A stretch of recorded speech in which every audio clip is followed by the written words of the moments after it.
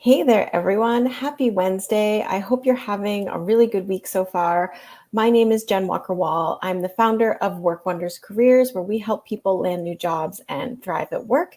And I host these weekly lives to offer hopefully very actionable, practical advice for job seekers and professionals. And I'm here today to chat about how to embrace your fears in the job search process. So if that sounds compelling to you or relevant to you, please feel free to stick around. I'm going to give folks a minute or two to join us here live. And while I'm waiting for that, I just want to encourage all of you. So if this is your first time, welcome. Thrilled to have you here. And if you're a returning viewer, happy to have you. I'm just back from a little bit of a summer break from doing these lives, and I'm excited. We have a fall and actually some episodes planned for the winter as well. We have guests coming for you to chat more about the job search and professional career goal setting process with you, including one happening next week. So if you are around next Wednesday here, let me just make sure I can read the summary well. Next week, I'm hosting Making a Successful Career Transition with two folks who are going to be joining us on a panel and talking about how they navigated their own career transitions. So I'm really excited about that. And then the following week, which puts us in October already, if you can believe it, is going to be 6 steps to transform your job search. You might remember this as something we did earlier in the spring. It was very popular and I'm bringing it back. So if your job search is feeling really stuck right now, you're not going to want to miss those lives. So put them in your calendar. Today's time is a little bit off schedule. Normally we do these at 1 p.m. So next week you'll find us back here at your regular time at 1 p.m. with our lives. And you can head to our website at workwonderscareers.com to see our full schedule there. So if you're here and you want to say hello, please feel free to say hello in the chat. Let me know where you're from. If you want to get notifications when I go live, make sure you're following me. Or you can head over to our website, workwonderscareers.com, and sign up for our mailing list over there. That's where we send out advance notice for all of our events. And if you wanted to RSVP or make a note in your calendar or see our schedule, that's where you can find us. So, all right, let's talk a little bit about fear and how to embrace your fear in the job search process, because I spend all day long, most days, talking to job seekers, and I can hear how dominant some common fears are. They appear over and over and over again in the conversations that I'm having, and they can really prevent people from getting started or making progress. So that's really why I think it's so important to spend some time helping people think through what exactly is maybe getting in the way of their job search. And it may be something you're really aware of. It may be something that's holding you back and you're not as aware of. So let's talk about that today. And there's a reason I called today's live how to embrace your fears instead of, how to tackle your fears once and for all, because I think that our philosophy at Work Wonders is really more about like, how do you bring your fears along in a more productive way?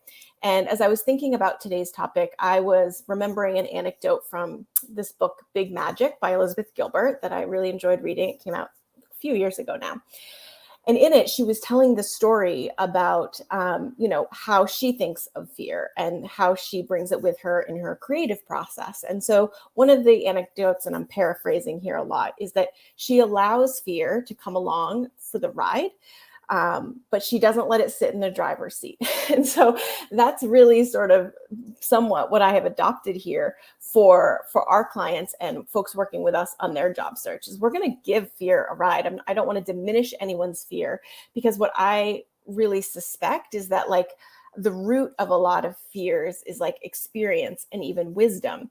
And so to diminish that or to ask people to turn that off doesn't seem strategic to me.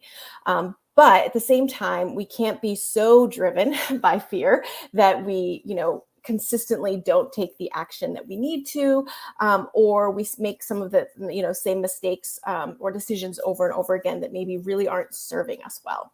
So I just want to start by saying that if you're coming here and you think you have a lot of fears, a lot of things holding you back, I think there's probably really good reasons for that. People come, they bring a lot to the job search process. We've been in toxic jobs, we've worked with toxic people. And so that can kind of take a toll on like how much optimism optimism you bring to the process. So I just want to start today. I'm actually going to kind of workshop a single fear, but I want to just share some of the most common fears that I hear, which is, what if my next job is worse than the one I have now? That's actually the one I'm going to be workshopping today because it's pretty common. What if my story doesn't make sense to anyone? What if my gap is too long? So if you've been out of the workforce for a while, you might be worried about telling that story or what people will think. What if my age, race, gender, or sexuality prevent me from landing a job or finding a place where I can belong, which is something that we hear and work through all the time? What if I have to deal with rejection, which you probably will? It's very hard to have a job search without any rejection. And a lot of people just don't want to put themselves in a position where that's the case. What if I don't meet the qualifications for the kinds of roles that I want? So this is a pretty common one. This is probably one of the easier ones to fix, to be totally honest. What if I have to go back to school or reskill significantly before landing a job? What if my portfolio isn't up to snuff? What if my resume isn't quite right? What if I have to negotiate and ask for more money? Will my offer then be rescinded? What if I need to ask a new job for vacation time up front? Will they decide they don't want to hire me or think I'm difficult? Or what if my current boss gets mad at me for leaving, right? So these are just some of the most common ones that I hear. And they will stop people from doing things like customizing their resume and applying for jobs and, really doing things that are, going to move their job search in the right direction. So if there's any other fears that anyone here wants to share, please feel free to, to do that. But I'm going to really work through what if my next job is worse than the job I have now. That's kind of my favorite one. And it's really the most common one. So what I'm going to offer today are a series of questions or ways to kind of change the way you're relating to fear in your job search. I think that's really my goal, is to offer a different way to think about it. So if we're not going to let it in the driver's seat, we're going to put it in the back seat, and we're going to talk about what we can actually do with it. And so the first thing when clients come to us and they have a lot of concerns is let's name those fears. Let's talk about it. In this case, I'm going to say, what if my next job is worse than the one I have now? But another common one I see here that people are afraid to talk about is what if what I want to do isn't going to pay me enough? What if, it's more of a labor of love and not something I can, count on to be a reliable source of income or a job. And I think it's really so important to just write it down and acknowledge it and tell it to someone else, because, we can make things a lot worse in our own heads. Like I said, I'm not in the business of diminishing people's fears, because there's a little bit of wisdom here. And so we want to give us a chance to kind of unpack and find what the wisdom is. It's kind of like the, needle in a haystack here. I'm going to have to read that article. Let's see, there's a link here. I can't access it right now, but I'm going to check it after the chat. So thank you for sharing that. I think people will appreciate that. So when I hear someone say, what if my next job is worse than the one I have now? I want to hear about, what it is that they've experienced at work that's not worked out for them. What would worse look like, right? What are you trying to avoid? And also, what would be a better alternative?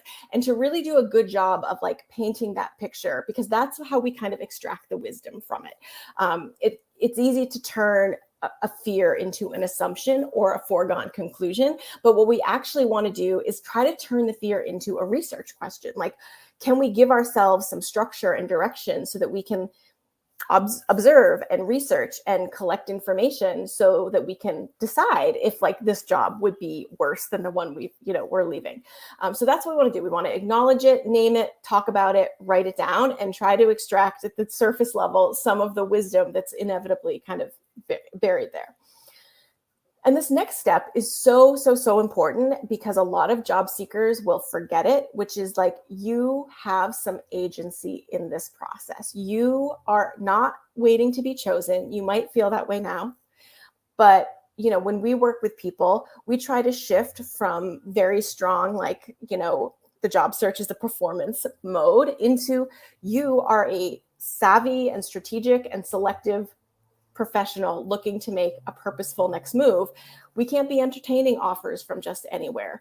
And so a lot of people start the process assuming that, that they have to take what comes to them, or like there aren't enough good opportunities out there.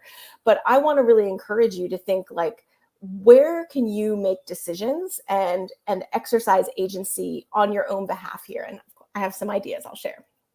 Like, we get to choose which roles and which companies we target. We can use insider knowledge from friends or colleagues or sites like Glassdoor to understand, like, well, where are people generally happy or treated well or well compensated or have great health insurance? We can do some research around that. We can target and focus our search accordingly. We can research the employee experience before we interview. We can ask about any potential concerns or what we might feel like red flags that we see during the interview process or hear about during the interview process. We can wait and see what the offer will be. If you don't know what the offer is going to look like, it's hard to assess if it's going to be generous or not. So, sometimes just waiting and being engaged in the process and collecting that information, seeing the offer as just another data point, can be really helpful.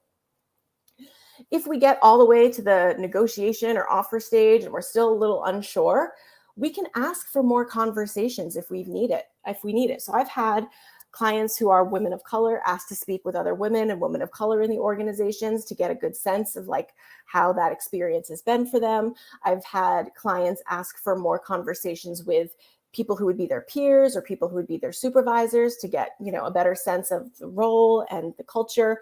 And, we want to have a process where you, again, are exercising agency. So if you need more conversations than the hiring process is kind of laid out, you can ask for that.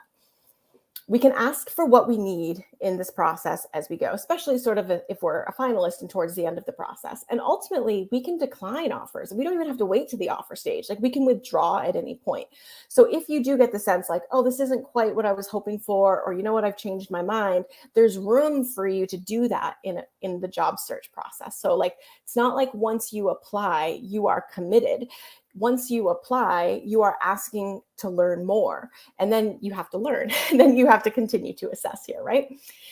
So applying does not equal committing to the job. It means you're exploring the job, and that's an opportunity to really kind of gather some information and test some of the hypotheses you may have about whether the job is going to be the right fit for you or not. So I want you to remember there's a lot of choice and a lot of agency for you as a job seeker to really shape your search and orient your search as an iterative process, right? Like, from the minute you apply to your first job until you accept a final offer, you'll be shaping your opportunities by figuring out what's going to work for you, doubling down on places that seem like they could be a good fit, leveraging relationships to really, help you kind of get a foothold in certain places, optimizing your resume, and like reducing, the kinds of roles that you think aren't going to be a good fit. It's amazing how many people will just kind of apply all over the place and hope for the best. It's not a terrible way to start your search necessarily, but if you're, it's a hard way to get traction sometimes. So remember, you can really dial it down once you have a good sense of what your parameters are, and you might need to kind of get started to really figure out what those parameters are. Another piece here is to really get curious. So going back to this, like, fear as a wisdom, as a teacher in some ways, I want you to think about, how we can stop assuming that our fears are conclusions, and how we can turn it into questions that we can operationalize within our job search. So how can we get curious, right? So I gave a small example of this at the start where I said, there's data points we can collect, just conversations we can have here. But really what we want to do is to figure out if your next job is going to be worse than the one you have now, is to say, like, well, what do you need out of your next role? Do you have a good sense of that? What am I looking for to know if a role is a good fit for me or worthy of exploration? What questions do I need to ask so that I can do my own due diligence in the job search process? What resources or environment do I do my best work in, and how can I make sure that I have those? So is it a kind of person? Is it certain, actual resources you need to execute your job? And this is one of the reasons that all of our clients really start in this place of self-reflection, because it's amazing how many people don't have a sense of what they want out of their next job, or do have a sense and like don't recognize it as clarity and as like a guidepost or a touchstone for the job search process. So that's why I think getting curious allows us to really extract the wisdom from the fear and figure out like, how can I turn this concern into something that I can leverage for myself, and create and help shape my job search in a way that's going to like lead me to something that is a good outcome. We're not just taking anything, right? Like we have to be active participants in the job search process. We have to be willing to push back. One way I see this show up quite a bit is when clients ask me about like, how do I handle the salary question? And I will say, do you know where you want to be salary wise? And people will be like, no. It's very hard to come up with a good negotiation strategy if you don't have like boundaries or expectations for your job search. So there's an opportunity here for you to set some very, very clear criteria. Once we have the criteria, the strategy, will follow that. We'll, try to keep your search limited to opportunities that can pay you what you want. But you have to know what that is first and set that expectation for yourself. This other piece that I think is really important is to remember that the whole process is really an exploration. Some people think they go through the exploration and then they apply, but applying is still career exploration. Like you might be really hopeful that it's the right fit, but like ultimately you're still there to kind of assess that. And so what we want to do is not just try to spend time in self-reflection at the beginning of the search, although it's important there, is that we want to carry it the whole way through. It's like a constant through line here that I think is really important. Yeah, Alexandra, are you having issues? I can see a comment here, so I'm not sure. Let me know. So I just want to give you some examples of where you can explore in different parts of the search process. So if you are doing it after an initial phone screen or during an initial phone screen, you can ask the recruiter what they know about the team dynamic, what they know about the manager, the budget for the role. You might learn what specific skills and experiences they're hoping that the finalists will be able to provide. You might be able to get a little insight on things that are important, but not necessarily mentioned in the job posting. So, pay attention there. Like, did they say things that made you feel more excited about the opportunity, or did they say things that left you feeling, not quite sure? For the interview phase, right? Like on-sites or video interviews, whatever that looks like for you these days, we don't just focus on your performance as an interviewee. Like we really want to know how that experience was for you. We ask our clients, what did you observe between the members? Like, did the dynamic seem like warm and encouraging and friendly, or did it seem like there was tension, or did they not have any chemistry, or, did they speak poorly about one another? Like, how was the experience for you is a question job seekers don't often ask themselves during the interview process. And those of you who've watched our lives before know that I say this many times, but like, this could be the best you're treated as a job candidate. And so if you don't have a good experience in that capacity, to me, as someone who's watched a lot of people go through this process and gone through it myself, like that's always a flag for me. If there's unnecessary hostility or tension or aggression directed at me or directed at people involved, then that's not really a great sign. Did they seem eager and engaged with your questions? Did they speak positively about one another? What did you hear about their challenges, and how does that align and map out to your interests? And during the negotiation process, right? Did they make you feel like you weren't entitled to negotiate? Did they seem excited and eager to bring you on board?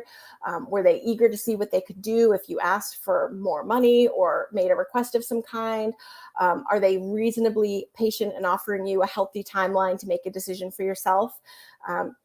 This experience of negotiating can be almost as helpful as everything else, because I think you get a real sense of how the whole organization operates. And so this is a place where we're also doing self-reflection. Just because a client is negotiating doesn't necessarily mean they'll say yes no matter what. We're not locked into a yes just because we're asking for things and having additional conversations. The other piece that I'll share here as I'm wrapping up is just to say, like, we can move the goalposts. Like, I think people are afraid that if they, shrink their criteria or shrink the kind of target opportunities, they'll have fewer opportunities. They won't get traction fast enough, or cool, compelling opportunities that aren't quite, in alignment with your criteria, aren't something you can consider. But you can, if there's a wild card that comes up and is really compelling, and I've seen this with clients, the through line is always, for me, like, it's leveraging the same skill set. Could be in a different industry, could be in a different business function, but usually my clients are leveraging the exact same kind of skills. And so that's why it's okay to, like, move the goalposts. Again, this is another way we're exercising agency. You get to decide. You don't necessarily want to be, like, constantly moving goalposts. That could be a sign that your job search isn't well centered. But if you have some clear criteria and something compelling comes up and you can make a good argument for it, then it could also be worth exploring. So this, people, we get to decide what success looks like. You can have multiple competing priorities that can feel like difficult to manage in the job search process. But what we're always in the business of trying to help people do really is to create opportunities for themselves. And sometimes that doesn't look like what we thought it would look like. I have a comment here. Eva has a question.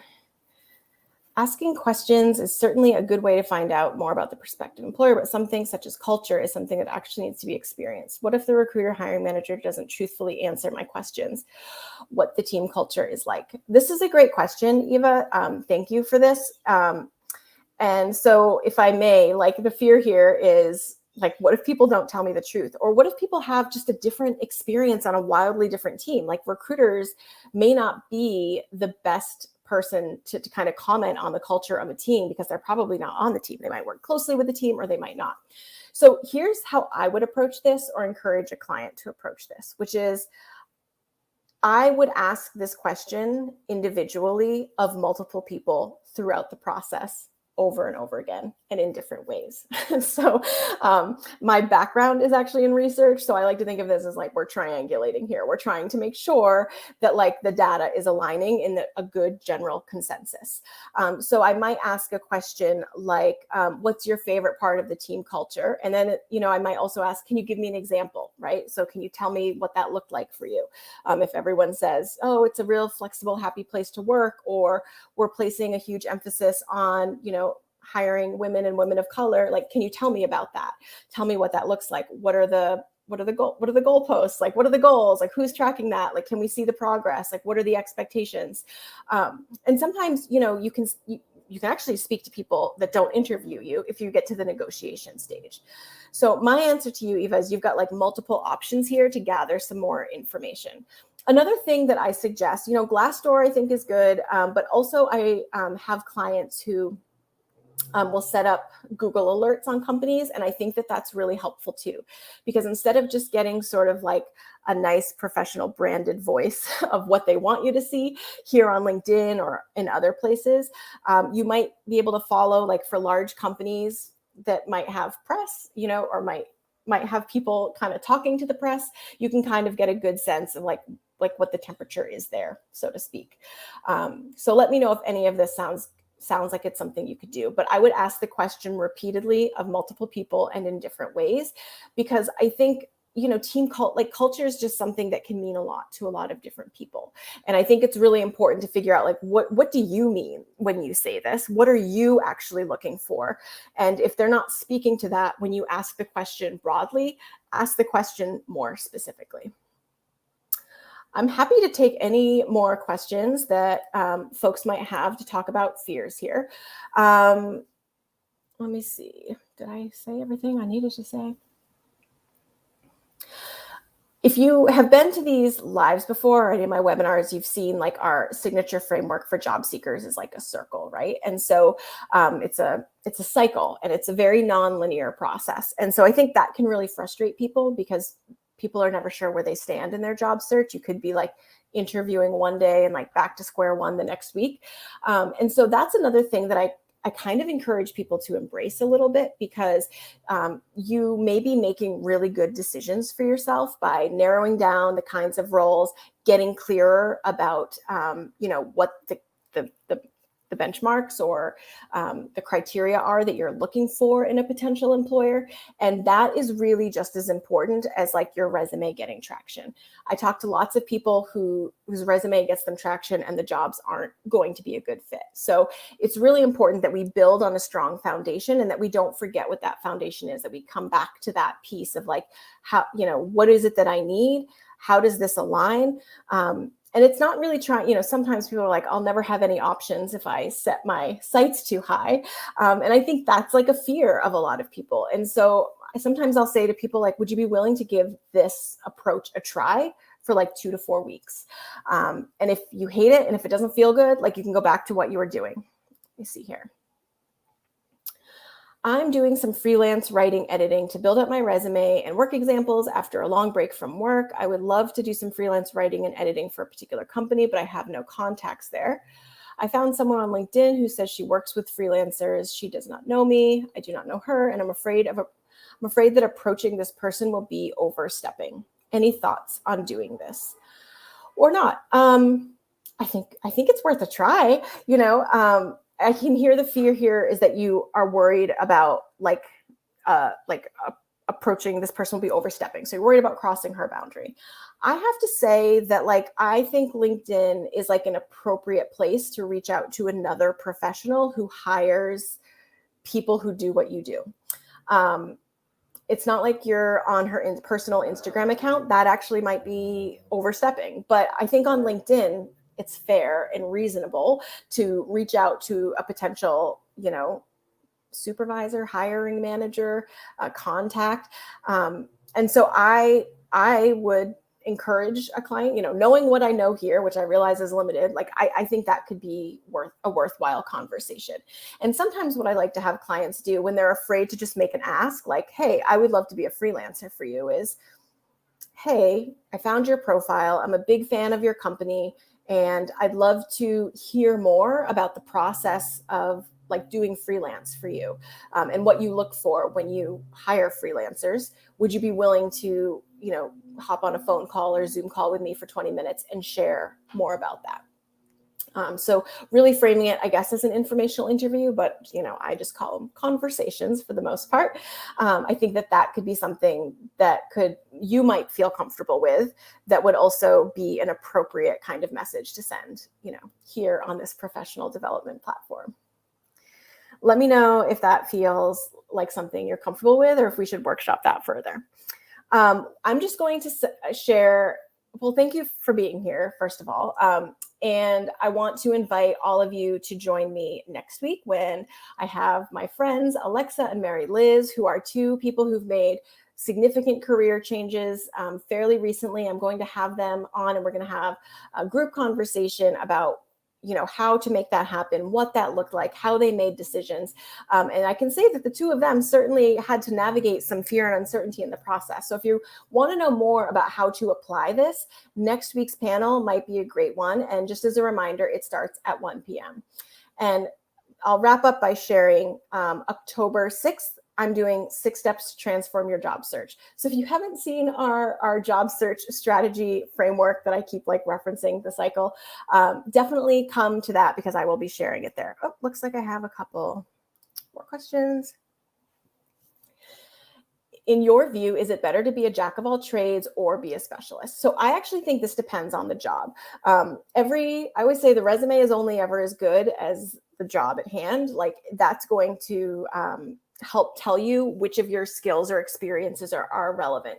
So if it's the kind of position that leverages a generalist background, and there are plenty, then the breadth of your work, your ability to touch, multiple functions or whatever it may be for you, can be very useful.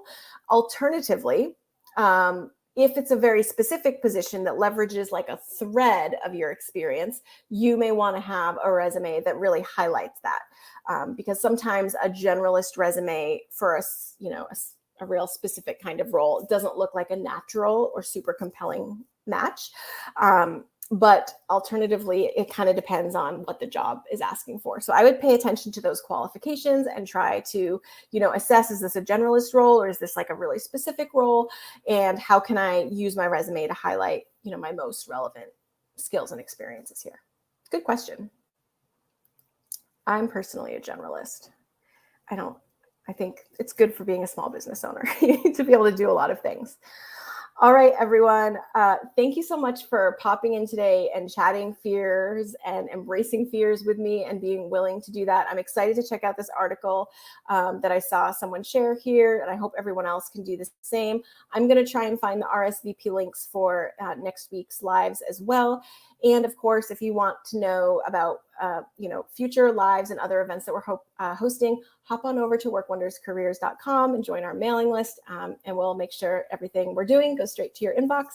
Otherwise, I hope everyone has a really good week. Take care.